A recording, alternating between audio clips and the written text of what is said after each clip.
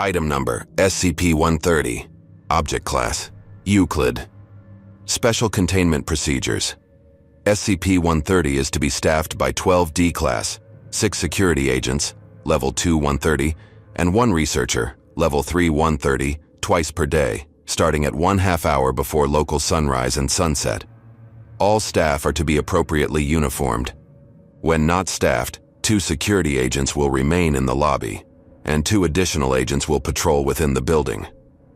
Agents are advised not to prevent people from entering the lobby, but to notify MTF Alpha 4, Pony Express, to intercept anyone who receives mail or a package. Twice per day, bundles, SCP-132, will appear in the mailroom. The parcels within the bundles are to be sorted by uniformed staff into appropriate bags and placed in a designated vehicle for transport to site.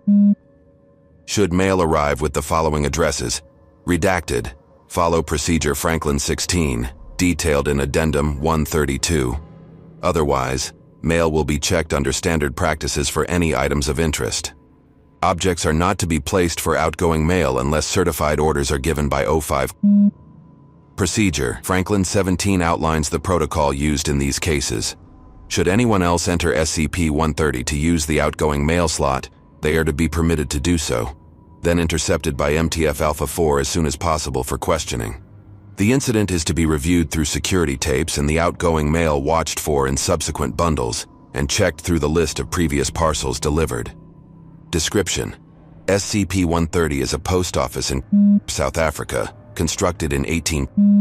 SCP-130 had been closed in 19 and left abandoned for years. The building is in excellent condition for its age and maintains itself without human intervention, including moderate structural repairs.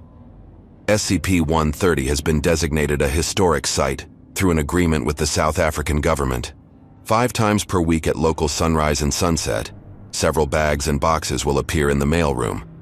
The bundles designated SCP-132 will show only on weekdays, with the exception of current postal holidays for. Bundles are to be handled as per special containment procedures as above. Inside of the lobby, along with the post office boxes, is a slot labeled for outgoing mail. The slot is able to accept packages up to 40 centimeters wide and 6 centimeters high, with no apparent limit for length. Once inserted into the slot, packages disappear and will eventually turn up in the outgoing mail bundles if they have not done so previously. Addendum 131. SCP-130 came to the attention of the Foundation in 19 when packages and letters began to be circulated bearing the postmark for the site. The parcels appeared in post offices throughout the world with correct postage for delivery either locally or internationally depending on the parcel. The parcels were often undeliverable, either to non-existent addresses or to recipients who were not at the address, and so ended up in dead letter offices. Various Foundation assets noted the odd postmark, and Mobile Task Force Alpha 4 mobilized to investigate. MTF Alpha 4 arrived in where they discovered the town had mostly been abandoned decades ago. The post office appeared to be in excellent condition, not only well-maintained, but clean. While MTF Alpha 4 searched, bundles of mail appeared in the mailroom. Agents searched the bundles and discovered a variety of letters, parcels, and packages, all with that day's date and the postmark for that post office. Agent attempted to open one of the parcels, which resulted in the agent vanishing from sight. 6 days later, a package appeared in Site's mailroom.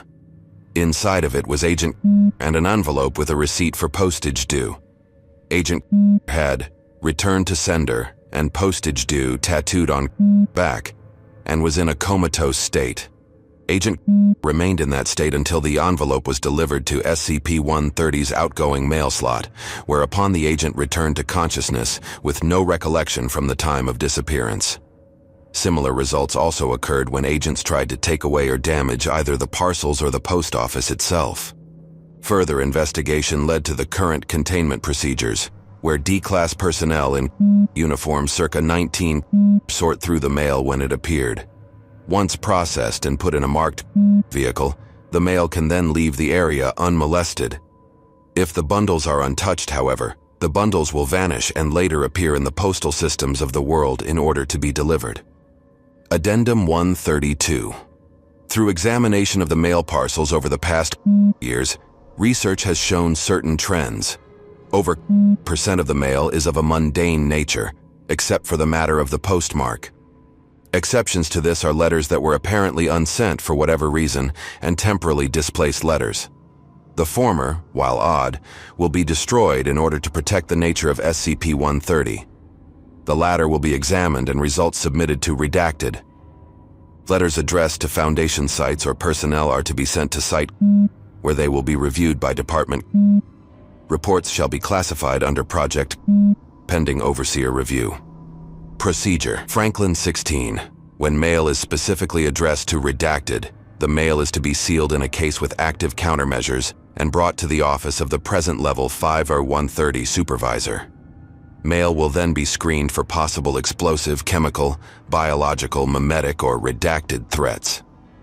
After screening, the mail will be opened and assessed. While no new artifacts requiring secure containment have arrived, the possibility cannot be ignored. Mail either addressed to or intercepted by the office is often temporally sensitive, and as such impact must be minimized to limit changes. The possibility of the information being used to alter present-day events detrimentally must also be weighed. Using the information given by SCP-130 to alter events requires a 2/3 supermajority vote by the overseers. Examples of intercepted messages are stored within Document 131 and require Level 4 130 to access. Mail with the following code phrase, redacted, are to be immediately delivered after screening, without being read by 5-130. After so doing, that code phrase is to be invalidated and the next one brought in line. Procedure. Franklin 17. All outgoing mail is to be sent with appropriate current postage for at the time of sending, and must be marked with the code phrase, redacted. The mail sent by this method is to be logged, then cross-checked with past parcels to ensure temporal integrity. Upon attempt at mailing should a receipt appear for postage due, the amount shall be placed in an envelope and put in the outgoing mail slot. The slot will accept the following currencies: rands, euros, and the use of counterfeit currencies will result in a lethal reaction by SCP-130, and an additional fine will be levied until mail can be sent again. Addendum 133. After the end of apartheid, SCP-130 no longer restricts postal staff to be white only. Incident 136. On 19, a package for one arrived with the address for a post office box at the site. Dr. the researcher assigned to SCP-130, placed the parcel into the POB and waited. Minutes later, an unknown person identified as walked into the lobby. The subject appeared to be briefly puzzled and walked over to the box. The locked box opened at his touch, and he expressed surprise at seeing the parcel with his name on it. MTF Alpha 4, being on site, was dispatched to investigate once the subject was out of sight of SCP-130 and subsequently interviewed. The subject had no plans to visit that day, but had felt an unexplained desire to go there while driving nearby to visit family in the area. Upon opening the package, redacted, a Class A amnestic was administered to the subject and was released after memory insertion.